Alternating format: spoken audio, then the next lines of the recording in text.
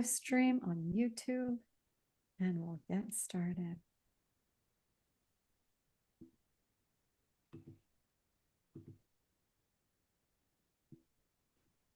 Welcome back to the Authenticity Calling podcast. I'm your host, Relitza Spasova, and today we have a special guest, Deb Hansen, who is the author of the book Borderlands, Stories from an El Paso Shelter. Deb, it's so amazing to have you here.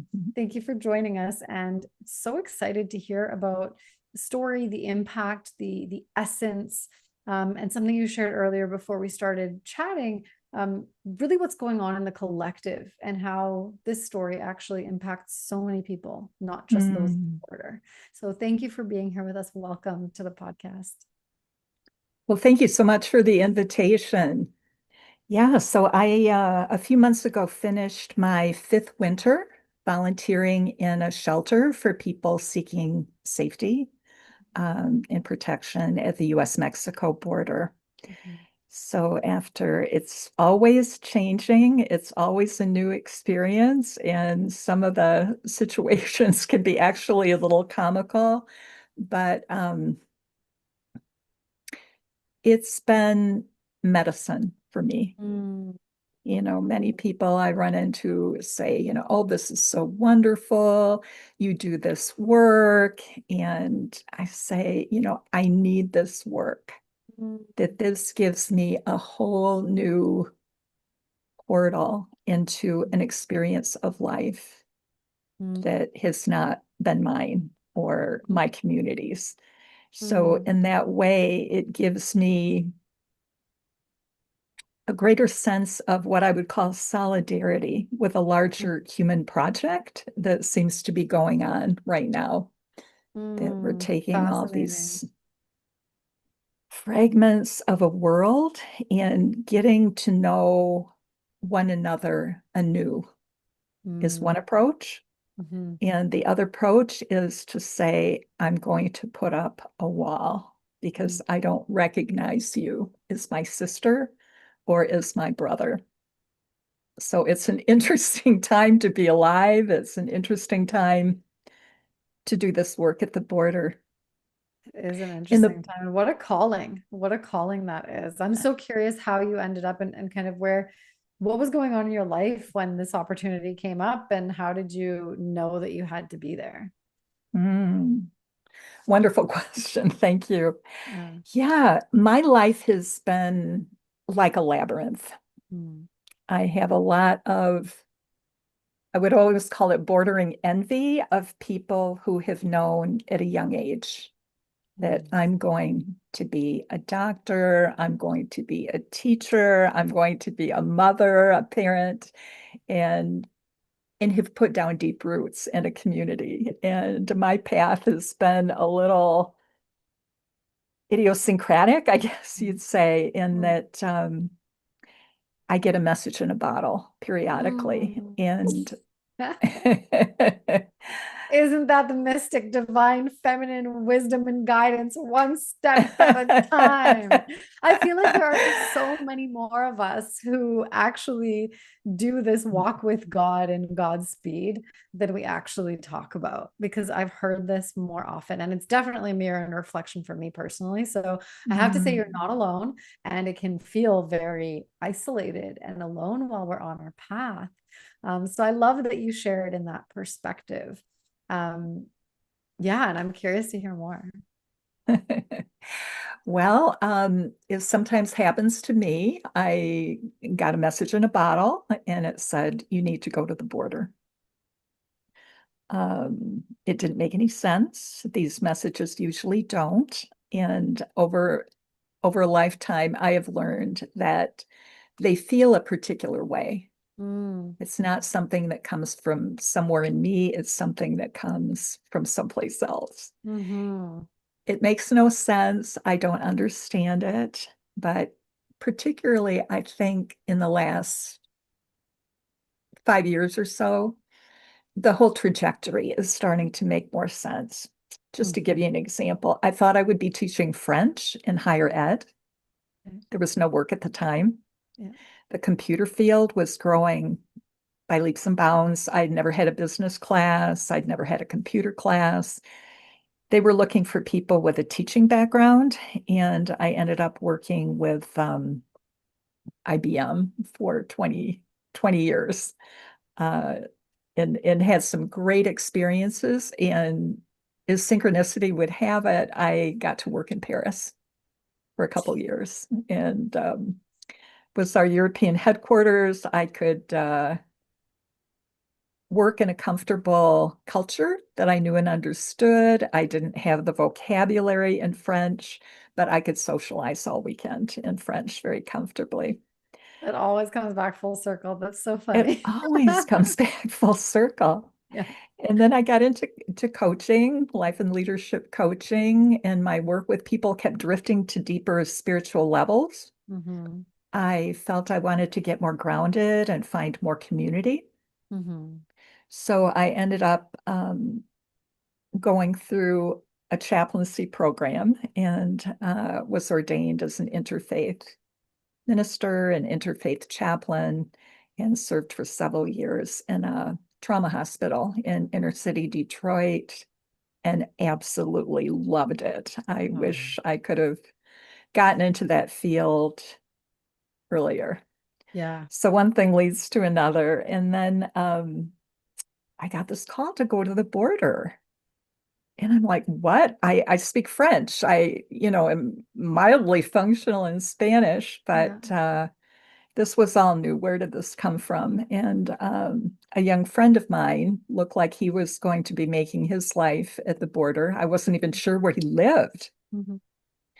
And I contacted him and said, can you suggest a few organizations I could look into? Yeah. And he just very nonchalantly said, you go to Annunciation House. End of story.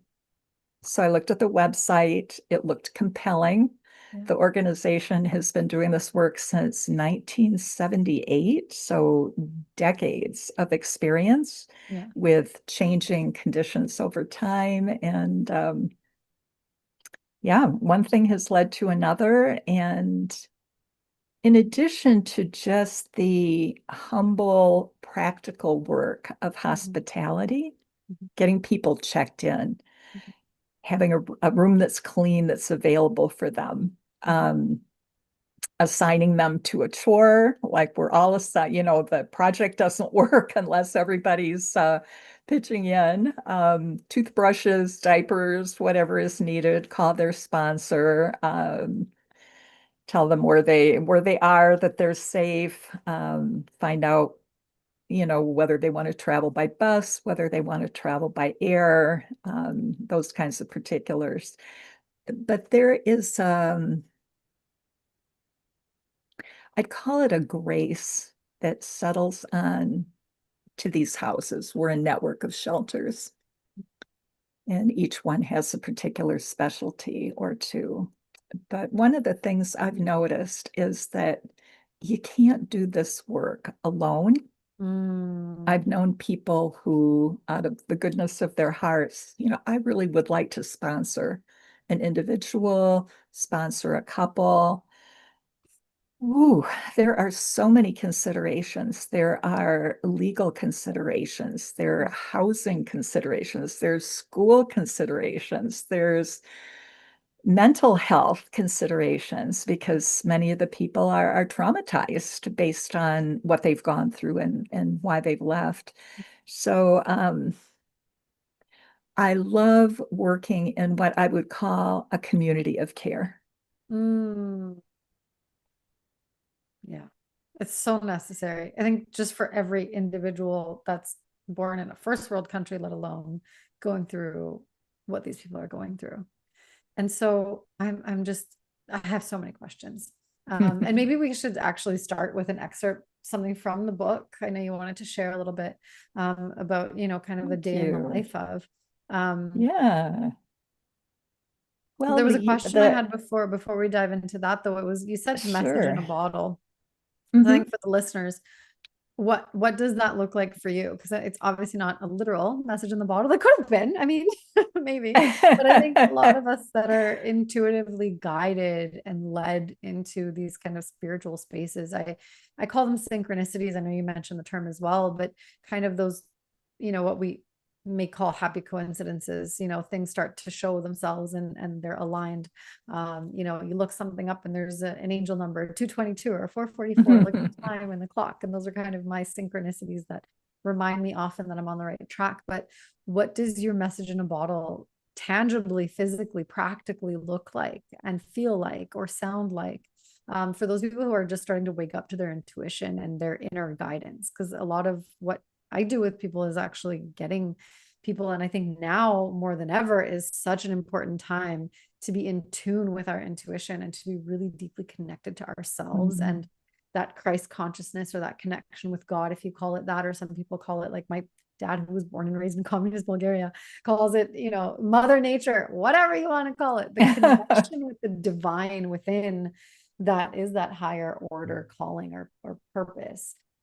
Just really curious if you can speak a little bit to that for anyone who's listening. That's kind of like, what does she mean by Oh, yeah, it's such a good question, and it's challenging to put into words. Yeah. It would be, on one hand, it would be an idea. Mm-hmm. On one hand, it would be something that starts to take hold of me physically. Mm. Maybe around the abdomen, Okay. and doesn't go away.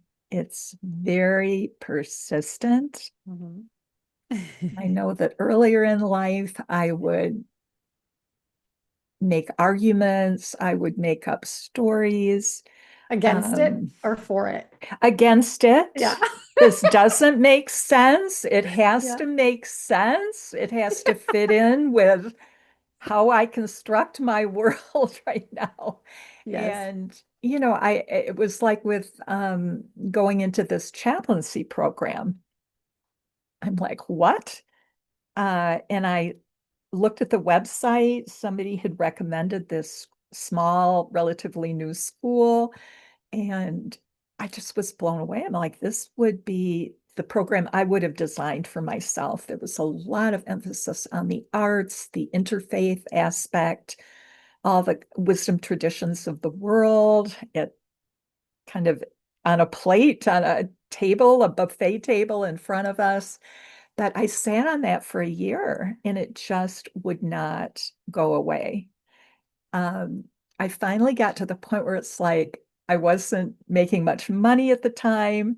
I didn't know how I was going to pay for what at the time was 13 trips to California. I do climate work now. Like, oh, yikes. Um, and once I said yes to that, I don't know how this is going to work. I don't know how I'm going to make this happen. If I had taken a poll of people who knew me for most of my life and said, what's the one thing you never would think of me doing? That would probably be it. And literally, I don't know whether it was the next day or possibly 2 days, but I got a call. I was doing some career coaching at the time. And I got a call from the Detroit office, and they said, we've got the biggest project that we've ever had. It was for one of the auto companies, and where we would come down for, I think it was 2.5 months and work like 10 to 12-hour days, 4 days a week, and then have a 6-hour day on Friday. Fascinating project, but I immediately had the wherewithal to start this program. So things that you just can't explain, that once you surrender, once you recognize that this is not your ego speaking, that this is coming from another place, this call that just, it's got you. It doesn't go away. Absolutely. And your ego fights it. Your ego and your logic and your reason and everything inside is like, no, this Exactly. can't make it make sense. I just want to really normalize that when it's a spiritual calling, when it's something within, when it is the divine, it is asking us to fall so much into that unknown, so much into that space of trust and surrender. And we talk about it. I talk about it in the work that I do and on the podcast as the divine feminine, but that being energy, that trusting, that full, you can't plan it, organize it, or orchestrate it in a better way than the divine already has for us. And so normalizing that space of just trusting. And you're right, it doesn't go away. It keeps knocking at every door. There's signs outside that you see and you're like, wait, what? It's fascinating how life just shows us once we start to open up to that. Yes. So thank you for going a little bit deeper and explaining that, because I think that, again, in the collective, this is happening to a lot of people, and it can be, I think, very scary for some people that are used to either being micromanaged or being in environments that are very bland and orchestrated and kind of stable. The unknown is not meant to be a scary place. We're meant to actually release into it. And I'm just so excited to be having these conversations with people who have recognized that, okay, it is a constant growth edge for all of us. I have to say, it is a daily surrender. It is triggers and trauma all day long. But when you come from a place of recognizing that this is a growth edge, it becomes, rather than scary, exciting. And that heart racing isn't from a place of, oh my gosh, doom and gloom, I'm going to die, but from a place of, oh, this might be actually so juicy and exciting and expansive. And so I just want to invite anybody that's out there who's kind of started having these callings and these awarenesses of like, I'm being asked to do something that doesn't make any sense. It's not logical. It's not practical, whether it's leaving the 9 to 5 or leaving the partner or, going on some wild trip and vacation or whatever it is. Not to say that you need to uproot your entire life, but if you're facing this calling, this invitation, this knocking, this message in a bottle to do something different, it might be the best thing you ever do in your life. So I just really wanted to, dig into that a little bit and really felt a calling to normalize that. So thank you for sharing. Beautiful. And just to riff off some of what you said, someone I had worked with earlier had an expression that fear and excitement feel the same in the belly. Yeah. And how it just shifts back and forth between those two different feelings. Yeah. And we can do it scared, right? Like a lot of people and coaches and mentors and guides in this space, they say, do it scared. I think that's a title of a book or something that I've heard of somewhere, but it's doing the thing anyways, right? And taking that step forward and like, what's the worst that could happen? Well, what's the best that could happen too, right? Beautiful, beautiful point. Anxiety and fear versus, excitement. Exactly. The story that we tell ourselves is the difference. Yeah. And both are real, at least for me. They dwell together. Yeah. Yes. And is it okay to take that step knowing that there may be something to fear, yet there's also the other side? And actually, it's funny because that's how energy works. It's where are we committing that energy is what will be created from it. And I think that is a fascinating conversation to have if you're open to diving That into is that a a little bit. fascinating conversation to have. Yes. Yeah, it's just that I've experienced it in relationship, particularly across boundaries, across difference, where proceeding with care and respectfully recognizing the various historical traumas that our various lineages have survived, have lived through, can just open up new vistas of possibility. And it sounds trite to use the expression of light. Yeah. But my most recent experience of that has been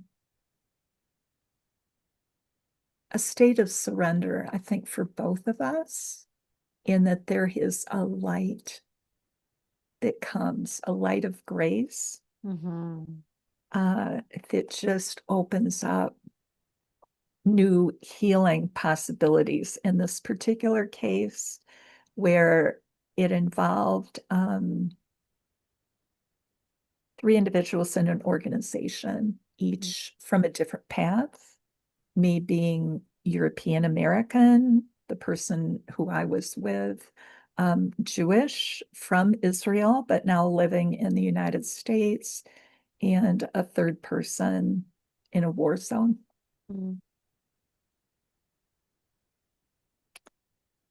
So humbling, humbling work that really, I very much appreciate Bayo Akomolafe's work and this notion of when you're companioning someone in whatever capacity, this notion that you could both step into the unknown together. You have a particular responsibility as, let's say, the guide, the mentor, the companion. But you also are entering uncharted space, uncharted waters. And taken in that spirit, so much can open up rather than I have my tools, I have my skills, which we all do, and that's important. And I think the times that we're living in right now, where the structures, at least in my experience, are all, they're dry. They don't bring life anymore. Actually, what they're doing is they're bringing death and destruction. And separation, 100%. And separation, Yeah. yes. Othering, all kinds of things.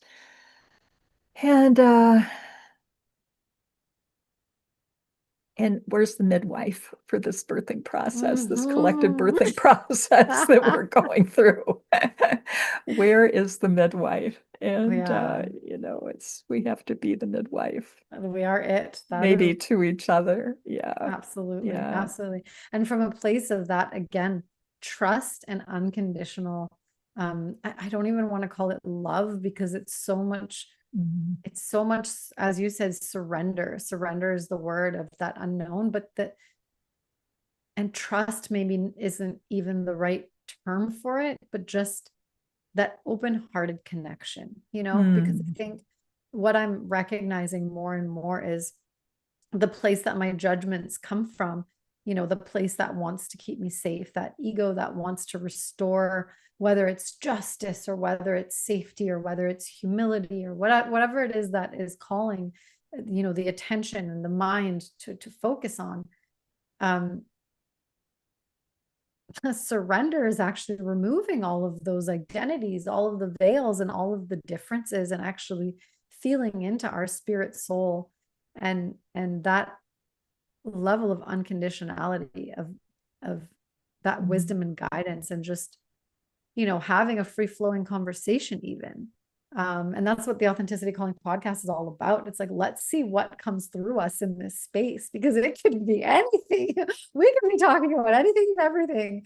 And so, yeah, I feel like if we were to approach every moment in life with this level of openness and surrender, we could have such juicier life experiences and, connection. And we lean so much on language and conversation, I think, but a lot happens in the silence, and so much unfolds in spaces where you can't understand each other and you are literally speaking different languages. And I think that's fascinating that you get to experience that on a daily basis. Thank you. Oh, I could go in so many directions with this. Even just language, I live in a culture that resists vulnerability and tenderness. So that already is deeply countercultural. And another case for, from where I sit, the community, the beloved community that will hold me, that will hold you, that will hold us together. Yeah. Is we make mistakes, is something happens we hadn't anticipated and it's not working out well. Things don't necessarily always work out well, Yeah. even when we do surrender and we trust. So a word that's really juicy, I would say for me right now, is solidarity. Mm-hmm. And it relates to trust. I find it at the border, and I also had a rich experience last fall as part of a multi-faith delegation to Palestine. Israel is the language that I hope is respectful for everyone. But this common cause of, I'm not the helper. We are in this together as peers, sorting this through. You have, I'm going to say this to many of our people. I mean, our people come from all over the world. It really is remarkable. We've had someone from Russia, we had someone from the Ukraine, someone from China. How does this happen? We don't always get to know the details, but most of our people are from Latin America. And I get very wistful when I see what a healthy culture can do for an individual in helping them be more resilient. I don't want to romanticize this because there's a lot of violence all over the world right now that is just deeply vexing my spirit. I love that old-fashioned language. But it was the same in the West Bank, in Israel. Few people get into Gaza these days, East Jerusalem. And the situation right now is so precarious with the fever that the earth seems to be experiencing right now that is showing up with a lot of fire energy and violence. So we know that Israel bombed Tehran in Iran. We know that Iran retaliated. There is a group that we actually got to meet on a kibbutz. We got to meet the current executive director of a group called Rabbis for Human Rights. And I just wanted to share a short, but for me, very beautiful story that they posted on Facebook. I think it was yesterday, that one of the missiles or several of the missiles that were fired from Tehran hit a Palestinian village in the north of Israel. And 4 fairly young women from the same family were killed in that attack. And the beautiful work of Rabbis for Human Rights is they had a small group of people who went to the tent of mourning of the family with all the tensions, with all the historical trauma that gets kicked up with this. They made an effort to be there, to comfort that family, to be with them, and to say, there's one pain among us, and there's plenty of pain and grief to go around. Let us be together here in this tent of mourning, in peace and in solidarity. I am with you. Yeah. Yeah, this is so much about what's happening globally, yes. In our own backyards. There's so much that's going on with civil unrest and this, like, I mean, the carrot is just there for everyone to jump on. And I usually don't get involved in political conversations, but I think it's really important to remind us all to be grounded in our humanity, and that there's an agenda that we do not need to be part of. It's a choice. And I think that's all I'll say there. But I just, being in our humanity, in that vulnerability, I think is really important right now. I think that's part of the birthing, part of that process of our awakening. Remembering, some people call it healing, others call it remembering. There's a massive epigenetic shift that's happening right now. And I think that's where, kind of that conversation started of, what do we then focus on? What do we commit to? And is that commitment going to be fear and war and fighting and, for the purpose of whatever you want to call it, whether it's, patriotism or, sovereignty or whatever you want to say that you're fighting for at the end of the day. Are we choosing to fight? Are we choosing war? Are we choosing open hearts, or are we choosing closed minds? And so that's just what's coming through. And I'm really trusting that it lands in a good way, and is a really deep invitation for lack of better word, unconditional love for ourselves and for our neighbors, whoever they might be. Because I think, to me, that is humanity. That is humility. That is the way that we will move forward. Because if we continue this, we're going to end up all looking at our identities, 20 different people across a room, which, if we were to believe the politicians, we should all hate each other.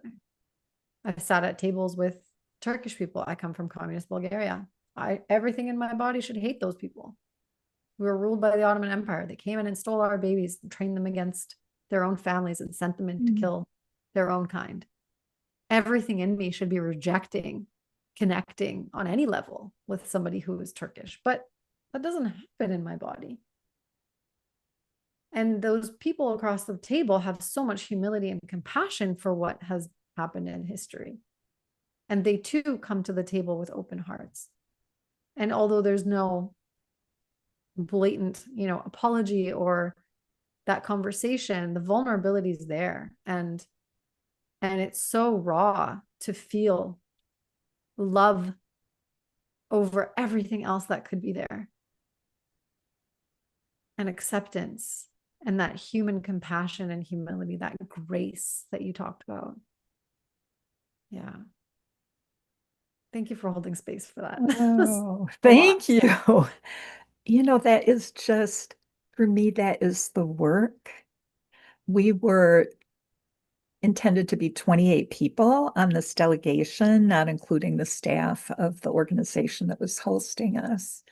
One person didn't get across the border, but we were organized on this side of the ocean. We weren't all from the US and Canada, but the majority of us were rabbis for ceasefire. That was really important for me, because there are no sides in the circle of life. Exactly. We had a couple Palestinian American Muslim women. We had a Burmese genocide scholar in exile who lives in the UK now. We had Catholic workers, we had Methodists, we had Baptists, we had Quakers, we had the founder of Hindus for Human Rights. Wow.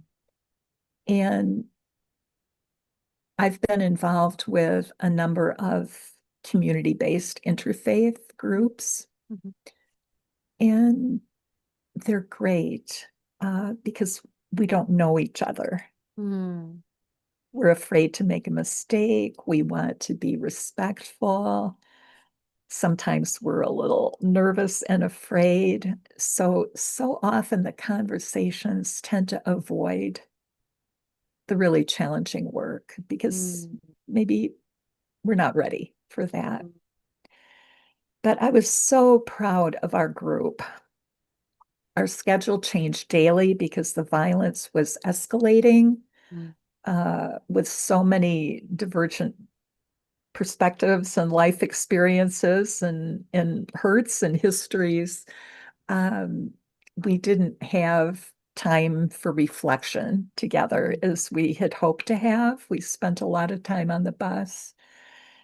But if somebody had a concern, an issue, they would go up to the microphone at the front of the bus and share what was on their heart. Mm. We'd talk it we'd talk it through together as best we could. We would make a decision on what the group could agree that we wanted to do. And there was, I think, always a consensus. Mm. But as you said, it was so deep and so tender.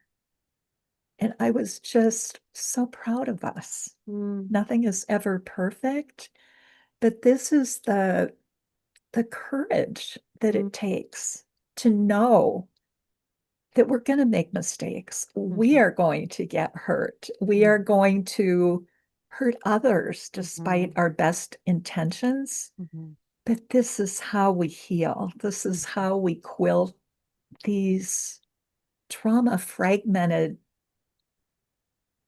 pieces of cloth of life back together again into something beautiful and Mm. colorful. And I loved your word juicy. Mm. Yeah, Yeah. that it's easy to hold on to what we know, to what's familiar, Mhm. even if it doesn't bring life, even Mhm. if it doesn't bring vitality. Mhm. And you reach a point where that divine mother, called by many names, is going to have her way with us Mhm. Mhm. sooner or later. Mhm. Yeah. Thank you for sharing that. And something important comes through in that. And I think it's very important when we talk about connecting with, you know, again, in our identities, connecting with people who are maybe on the opposite side of this, whatever, whether it's political, whether it's whatever, to be able to actually make decisions together in consensus. It's not this Mm. colonial voting system. It is making sure that everyone agrees that this is how we're moving forward. I think that's a really big part of our birthing process is this new way of being, of doing things, of showing up together, this collective co-creation.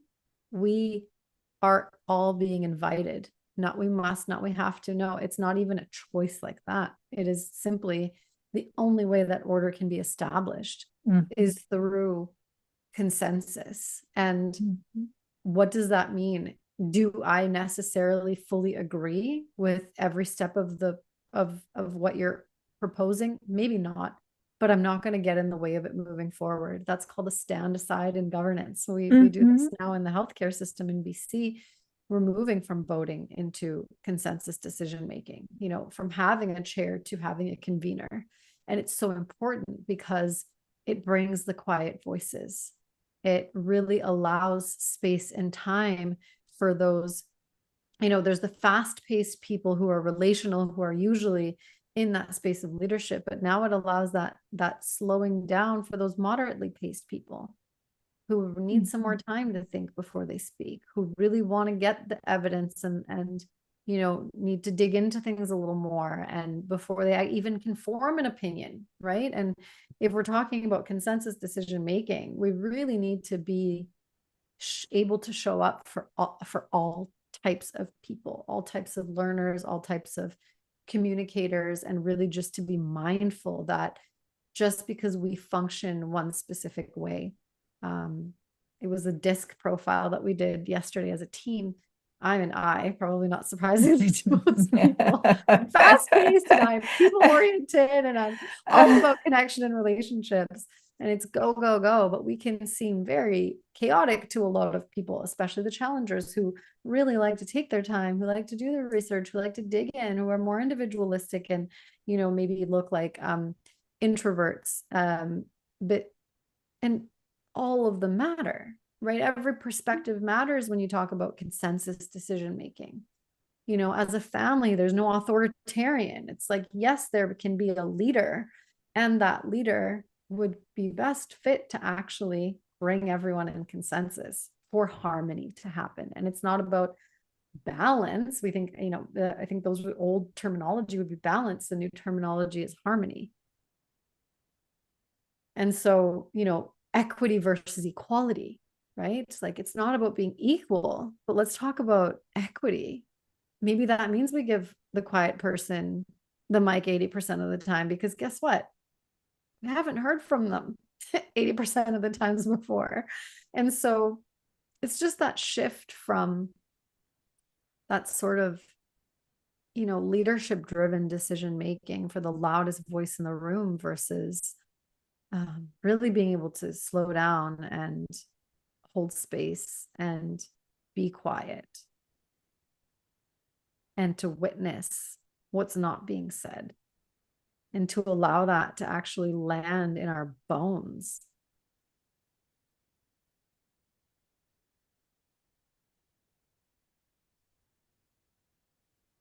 Yeah.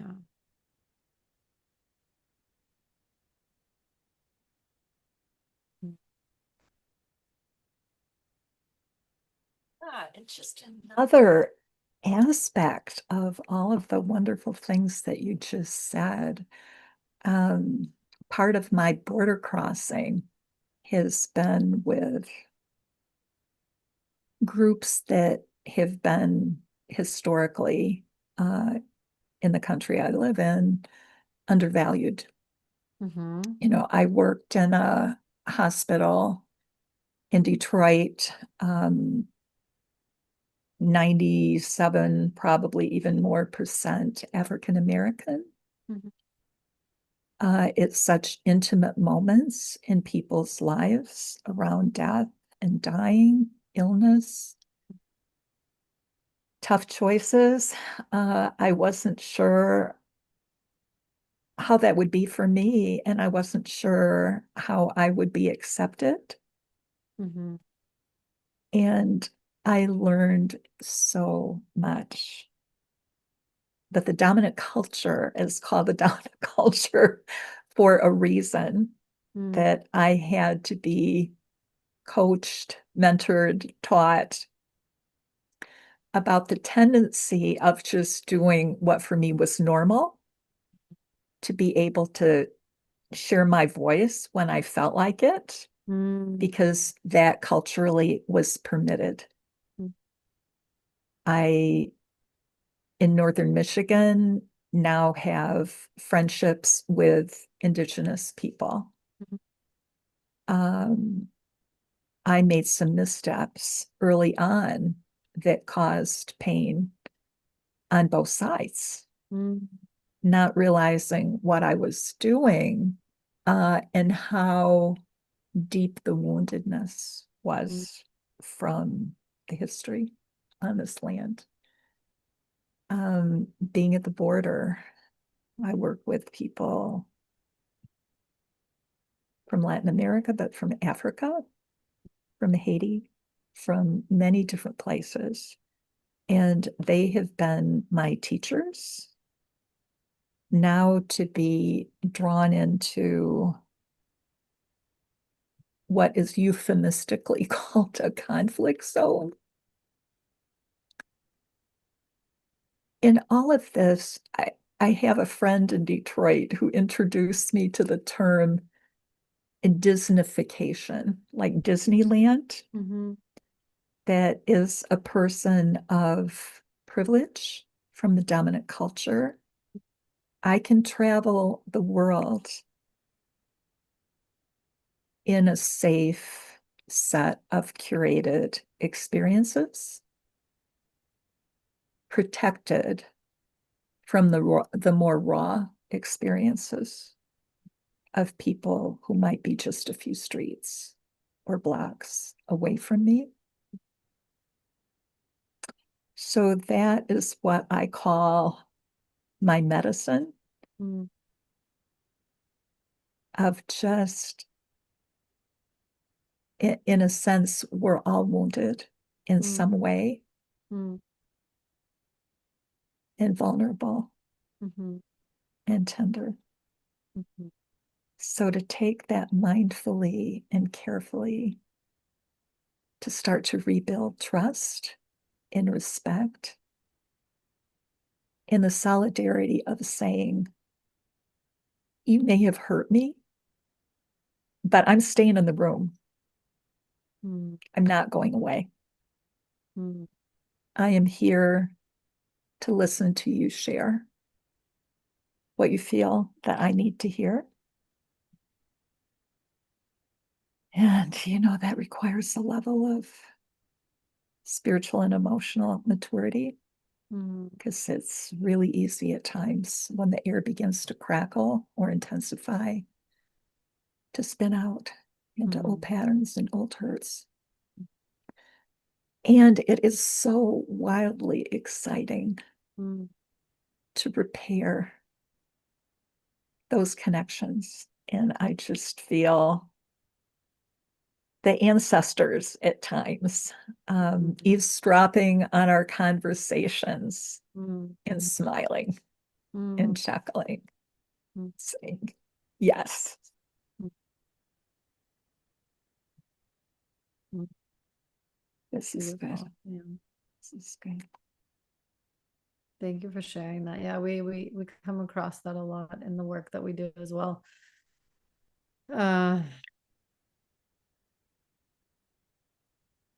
Attempting to be an ally is the right terminology. I learned you can't call yourself an ally ever, right? Only the person that you are supporting and being an ally for actually identify you as an ally. So it's really important to come with that humility and that recognition of the protection that comes from the whiteness or whatever whatever label we put on that. You know, we call it dominant or majority, but I feel that the numbers have been misconstrued to show a majority. The real majority is actually not what we call the majority. The real minority is not what we call the minority. And there is so much power in numbers. I think people are waking up to that. And so there's a massive shift that's also happening in that, and our ability to, there's this almost consent reality, this consensus that there is protection and safety, and that's why it exists. But what happens when it all crumbles? At the end of the day, our soul, our spirit is what will guide us and lead us and protect us in our truth, in our transparency, and our vulnerability. And that is what matters. To come surrendered from our flesh, to do the good thing that is the truth, right? To hold that space of unconditional acceptance and love, that vulnerability that, I didn't choose this skin that I'm in. And, as you said earlier and before, our ancestors are not necessarily part of a choice that we ever had. We came into this space, and now what? What are we going to do with that? It's so important. And especially today is June 19th. It's Juneteenth. And it's such an important day to, celebrate and honor that for those that do care, it's not easy. And yeah, I guess this is a call to contemplation of how do we choose to show up in that space that's, maybe not easy for many, many people. Yeah. So you're taking me back to one experience in particular in Detroit. There was a national gathering on energy issues that was very, very diverse. It was people coming, doing organizing work at the community level. We would sit in circle. It was quite a large group. We would sit in circle in the morning, and whoever wanted to share would share. And it must have been about halfway through. people started sharing freely. And there was a group of young people, and they said, "You are leaving us a royal mess.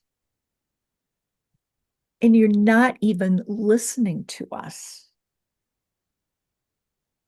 If this doesn't change by the end of the day, we're leaving because we don't feel respected."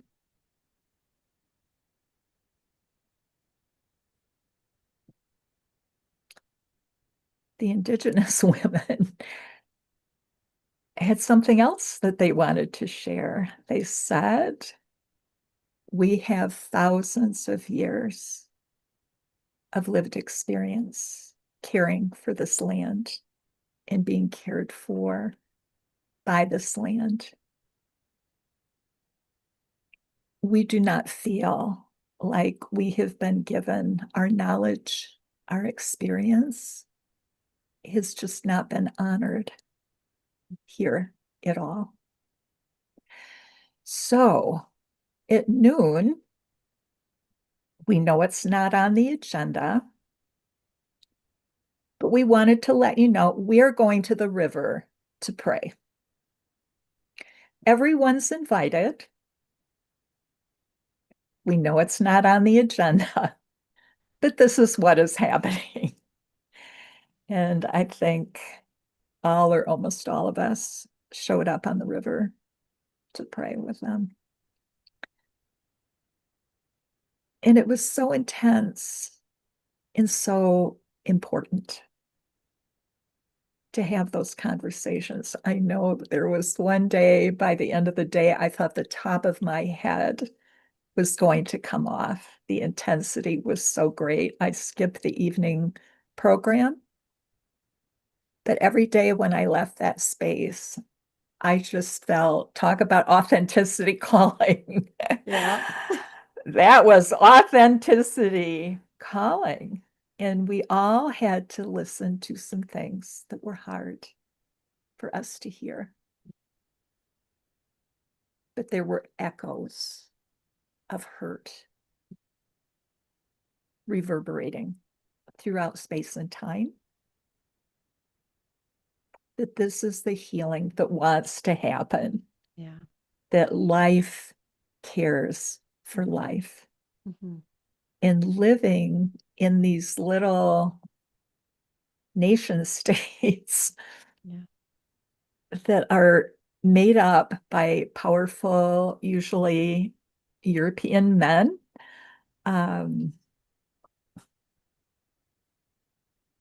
that there's a deeper allegiance that I feel I owe to the land, to the water, and that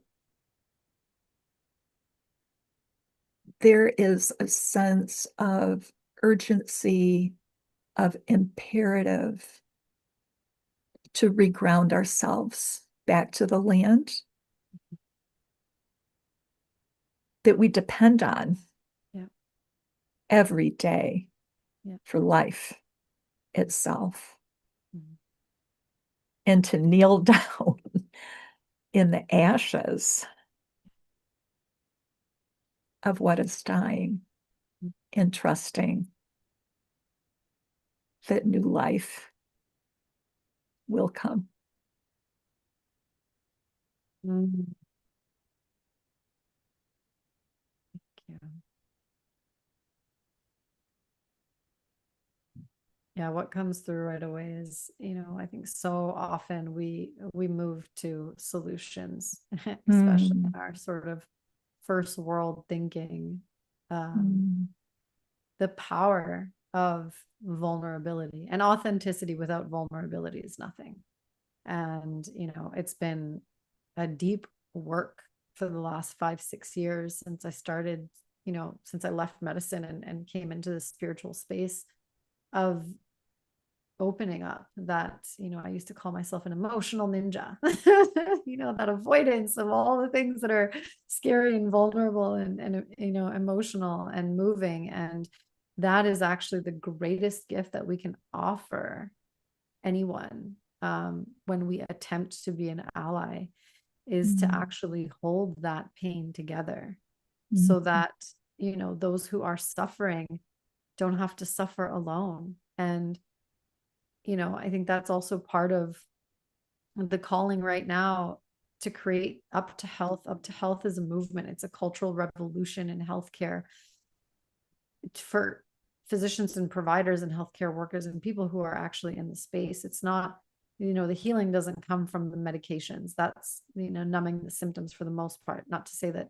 some medications are wonderful. We need to put out the fire, sometimes, but the core inner work that happens in the spiritual space in between people, whether it's physician and patient, whether it's, neighbors, friends and foe, whatever that is that in between space of holding the weight together and being able to Mm. process that energy together. And part of what came through, um I was in London for the conversation from Richard Rudd, actually, in the Gene Keys, talking about the future human. And something that came through, it was so strong and powerful to feel, but just Mother Nature is asking us all to feel a little more, like stop grounding into her and releasing all of those emotions that we're not willing to hold on our own into the earth, but now come up and pick it up and take some of that and feel for her a little bit. That came through so strong. And it's something that I don't know that many of us actually recognize how much we dispel. Again, when we touch grass or we touch trees, how much we take from the tree rather than giving from our open heart. How much and how actually nurturing that is, coming from that space of service and appreciation and gratitude, but just to give, to allow that life force energy through us, Mm. to offer ourselves to the space, to offer to be a vessel, to hold whatever comes through, to be in the unknown and to be completely, surrendered and unguarded and weaponless is Mm. so raw and real and might be the best thing we can offer.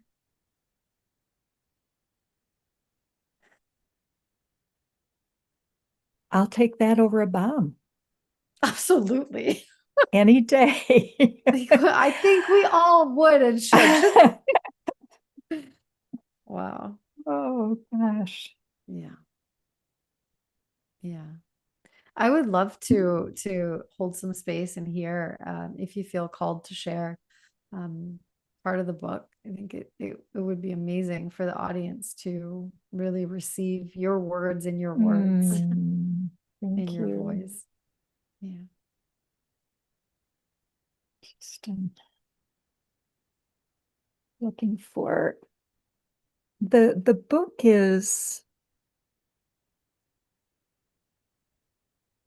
the stories are told from three angles. One are the stories of the people Mm. who came into the shelter and shared life with us. The second is I was never a good student of history. I didn't relate to the way history was told with dates and powerful men and wars and territory and all this. So I share what I learned along the way. Mm. And now that history is being told through different voices from different perspectives, Mhm. I just am finding that that context, to have any basic understanding of where we are and how we got here, that historical context is just essential. Mhm. So what I was drawn to was just to share a few parts of this history. The third part of the book is my own reflections, which are intended not to say, I have the answers for you, but to say, this is what I've been chewing on. Mhm. Maybe you'd like to chew on some of these things Yeah. as well. Yeah. So the first story is wanted to share a couple stories of the border. And I don't know how things are across the northern border in Canada these days, but many times here right now, there's a sense of shock at some of the things that are happening. They are shocking, and they're not new when put in a historical context. That I live on stolen land. This is a nation that was founded in extreme violence, in ethnic cleansing, in trafficking people for their skills and their labor. That's painful stuff to confront. And the good news is when we face it, own it, and start to make some amends, spirit frees up in all of us. And it's exciting, rewarding, and painful work here. So just a couple stories on this. David, who's a microhistorian in El Paso, David Romo, I heard a lecture from him one day. David reminds us that people were able to travel back and forth across the river with two names freely and without a passport until 1917. One of the things that strikes a chord is learning more about Carmelita Torres, who is compared to Rosa Parks. The year is 1917. Imagine you are 17 years old, a maid living in Juarez and cleaning homes in El Paso. You ride the trolley across the bridge to get to work. Before you are allowed to enter the US, you must go into a building where you are required to strip and take a bath in gasoline. Your clothing is treated in a steam dryer. Both of these procedures are said to be intended to kill any lice, carriers of typhus, on your body. And there were outbreaks in several cities in Mexico. You never learn that you've been secretly photographed in the nude. Your photo and others are now on display in a bar. What do you do? Carmelita Torres decided she'd had enough. She convinced about 30 women in her car to refuse the process. Once they began their demonstration, they were eventually joined by thousands, blocking entry into El Paso. The police were unable to break up the protest. Carmelita Torres was never seen again after her arrest. This moment in history became known as the bath riots. These practices continued for decades, long after the typhus scare was over. Ongoing disrespect and humiliation take on new forms over time.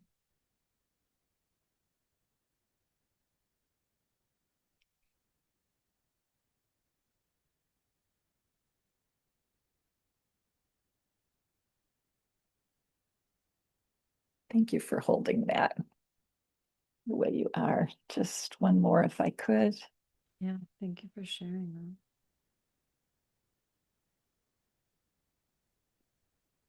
I feel like Carmelita can feel that energy coming her way. She's not been forgotten.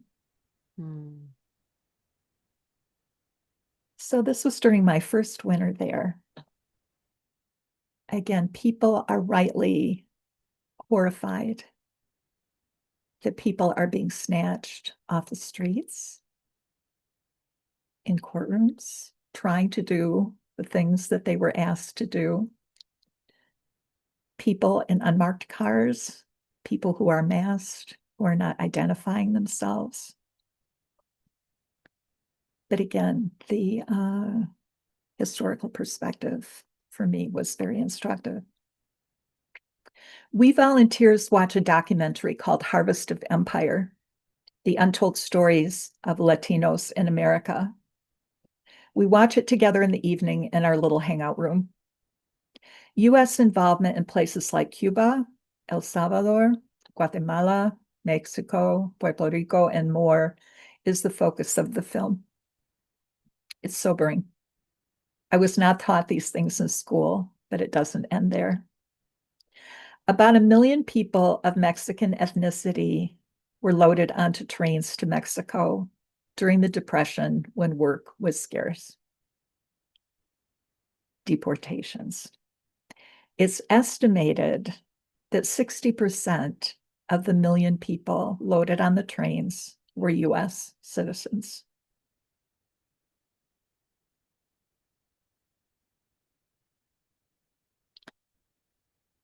But just to lighten the energy a little bit, I think this was winter before last, just when I thought I had seen everything. Venezuela had been melting down for a while, but we were seeing at the border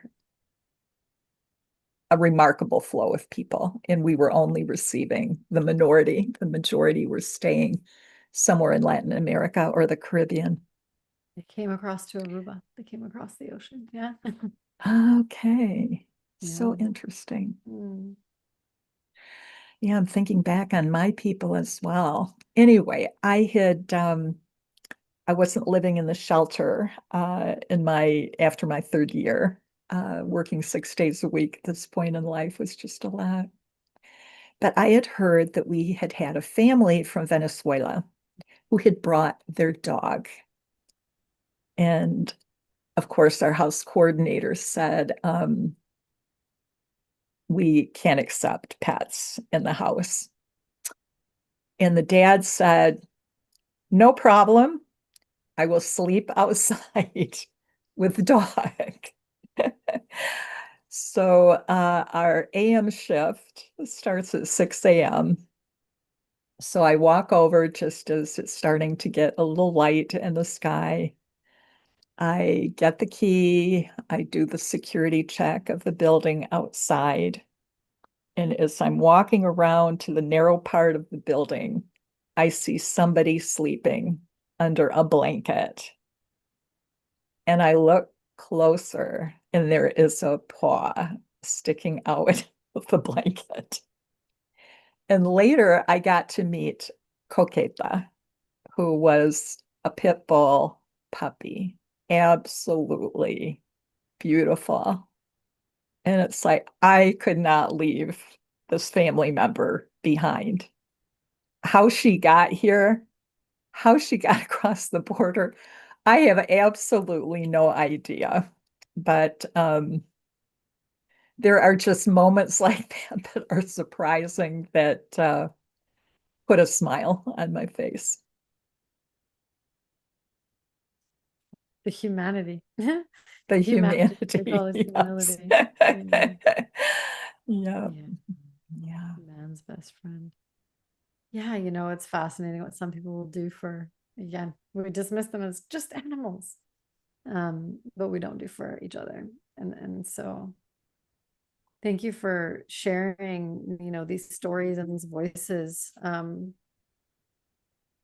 It's so important from this place of power, Mm. from this place of capacity, you know, to really take the calling Mm. and to answer it in such a meaningful way. And thank you for sharing your voice here and these stories of people who may not otherwise be able to share their voice Mm. and their impact and their spirit and their work in the world, and amplifying those voices is so important. So thank you. Thank you for answering the calling. Thank you for being here. Thank you for Mm. sharing, you know, into the world with the book, with your voice, with your impact and your mission and your calling, and coming in, you know, the skin that you came in to do the good work. Mm. Um, and have these vulnerable conversations. It's so important, and to hold the space. So thank you.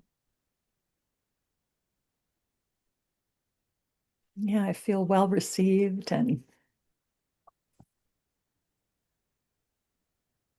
help. Thank you. Mm, mm. Yeah, really uplifting your mission and your journey. Mm. If you were to leave us with a pearl, some wisdom from the elder in you, what would you impart on us today?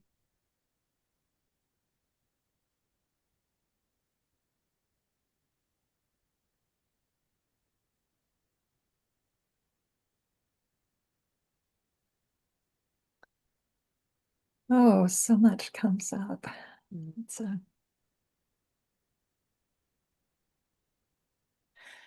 Recently, I heard it might have been Tiokasin Ghost Horse say that indigenous cultures have elders, wisdom keepers. Mhm. Modern culture has experts. Mm. And I don't mean at all to minimize expertise, but when it's ungrounded in tradition, in lived experience, at a particular time on a particular piece of land, expertise on its own is ungrounded. Mm. And for me, it's these healthy cultures, I think I mentioned earlier, that ground us and stabilize us on the land, but they also teach us that we have responsibilities to each other and to life, to live in balance, to live in harmony, Mm.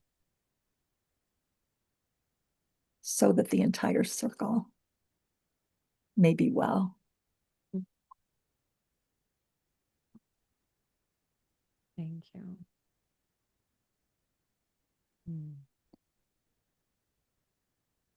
How does one take a step towards that aligned action?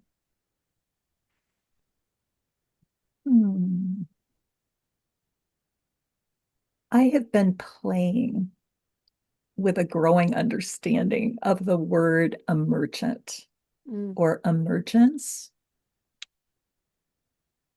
And I love dancing. Mm.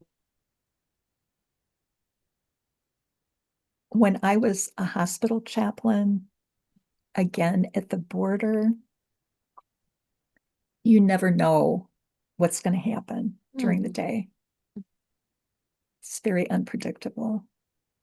So it's this notion of a willing spirit, that I am willing to dance with whatever shows up Mm. in my day and to meet it open-heartedly to the best of my capacity, not relying on old rules and protocols of the spirit of Nora Bateson, who talks about improv, Mm. getting off of the old script and being here now in the moment. Mm. What am I being led to say? Mm. What am I being led to do? Mhm. And to have that trust that we can make this up as Mhm. we go along. Wow. But I love the spirit of the dance, Mm. because for me, it's joyful, freeing, Mhm. and relational. Mm. Thank you. Mm. I'm hearing that if you're in the room, your voice, your energy, your impact matters. And so if you're in any room, ask yourself, what am I being called to contribute here? And so beautiful that it doesn't necessarily have to be in voice, but dance. That's so beautiful. And that energy and that holding and our capacity is so much more than just our words and our actions. So thank you for sharing that. Mm. Thank you, Deb. It has been such an honor to Oh, have you on the podcast. what a blessing. Thank you for Thank sharing. you so much. Wow. Loved it. Beautiful. Yeah. Mm. Thank you. Blessings on your work. Thank you. Blessings on Sounds yours. life affirming. I received that. Thank you. Yeah. Thanks, Deb. We'll chat again soon. And with no doubt, we'll see each other at some point. I feel that. Oh, I loved it. I loved it. I loved it. Yes. Yeah. Thank you, Deb. Have a beautiful